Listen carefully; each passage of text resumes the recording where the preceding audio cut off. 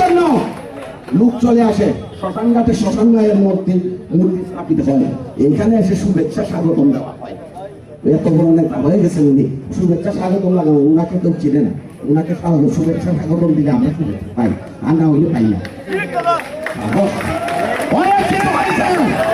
আর হবে না, এখন থেকে ঘরের উন্দুর বিতাড়িত করতে হবে, ঘরের উন্দুর বাহির করে দিতে হবে।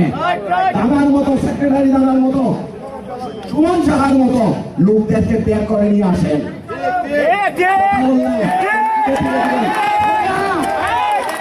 সবাইকে ছাড়তে হবে। আমি সেই জন্য ক্ষমা প্রার্থী। আমি সঞ্জিতের সাথে ফুললি একমত। এখানে আমাদের সেক্রেটারি সাহেব আছেন, কোষাধ্যক্ষ, প্রতিনিয়ত আমাদের কাছে যে লোকটা সবার কাছে যায় সে হচ্ছে সুমন সাহা। আপনারা খেয়াল করে থাকবেন, একটা মাত্র ছেলে শ্মশানঘাটের যে ছেলেটা আমাদের কাছে যায়। আজকে আপনাদের চোখের সামনে এই বিল্ডিং গুলো দাঁড়িয়ে আছে।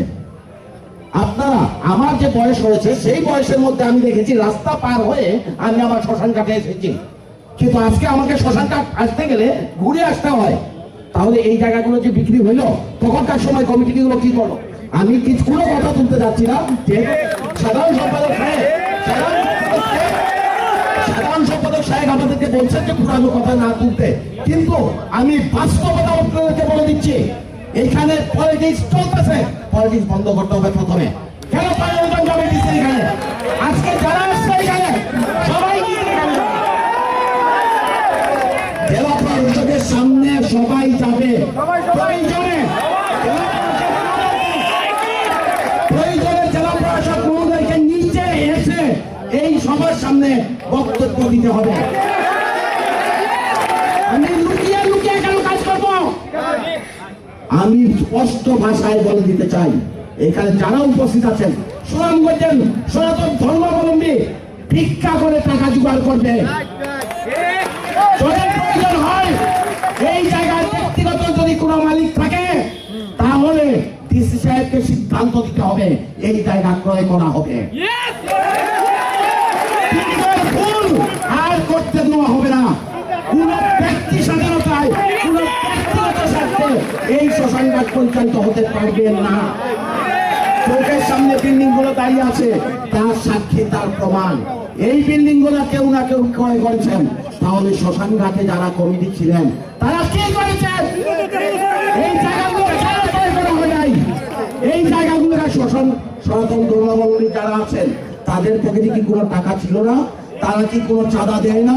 প্রতিটা পাড়ায় পাড়ায় 4টা-5টা করে দুর্গা মন্দির তৈরি করা হয়, দুর্গা পূজা করা হয়, প্রতিটা প্যান্ডেলে 8 থেকে 10 লক্ষ, মতান্তরে 15 লক্ষ টাকা ব্যয় করা হয়। তাহলে সবাই চাঁদা দেয়?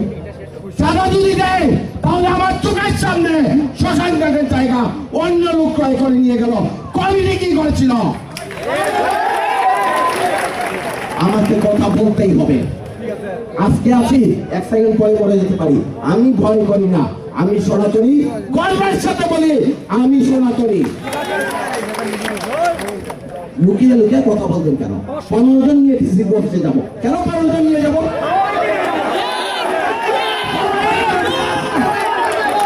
সবাইকে থাকতে হবে, সবাইকে উত্তর দিতে হবে জেলা প্রশাসককে। আপনারা বলছেন জেলা প্রশাসকের দায়িত্ব হচ্ছে কেন্দ্রীয় শ্মশানঘাট, তো কেন্দ্রীয় শ্মশানঘাট যদি জেলা প্রশাসকের দায়িত্ব হয়ে থাকে তাহলে উনি আমাদেরকে বলতে হবে কেন আমরা বিসর্জন করতে পারবো না, কেন আমরা প্রসাদ করতে পারবো না। আমাদেরকে সত্য জবাব দিতে হবে। বহুদিন হয়ে গেছে, দেয়ালে পিঠ থেকে গেছে, আপনাদের পিছনে যে দেয়ালগুলো উঠে গেছে না, দেয়ালে পিঠ থেকে গেছে। এই জায়গাগুলো বিক্রি করা হয়েছে, কমিটি কোথায় ছিল? কেন টাকা দিয়ে এইগুলো ক্রয় করা হয় নাই? আজকে এই সমাধান দেবে আমাদের জেলা প্রশাসক। যদি প্রকৃতপক্ষে এই পৌরসভার জায়গা হয়ে থাকে, যদি প্রকৃতপক্ষে ব্যক্তি মালিকানাধীন জায়গা হয়ে থাকে, তাহলে ক্রয় করে নিবেন। ক্রয় করে নিয়ে সবকিছু আপনারা শান্ত হবে। আপনারা জানবেন আপনার অধিকার। আমাকে এখানে এসে সজ্জায় শায়িত হতে হবে, আমার পিণ্ডদান এখানে করতে হবে, আমার পরিবারের লোক স্নান করে এসে এখানে আমাকে দাহ করতে হবে। অতএব সবাইকে জানতে হবে, 15-20 জন বুঝি না, সবাইকে